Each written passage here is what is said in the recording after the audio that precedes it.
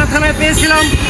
রমনার এলাকায় পেয়ে আমাদের নেতা ঢাকা মহানগর পূর্ব ছাত্র দলের সাধারণ সম্পাদক মজুমদার ভাইকে আমরা জানাই যে এখানে সিদ্দিকুর রহমানকে পাওয়া গেছে।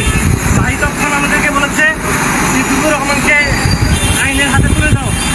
আমরা ডিবি অফিসে গিয়েছিলাম, কিন্তু তারা কোনো দায়িত্ব নিতে চায় নাই।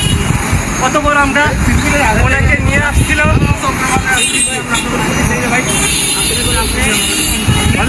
মোড়ে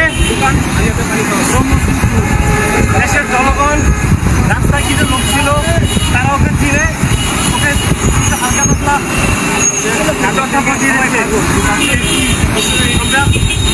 আমরা চাই রহমানের সঠিক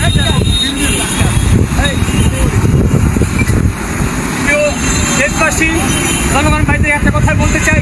দেখেন, বিগত 17টি বছর সেই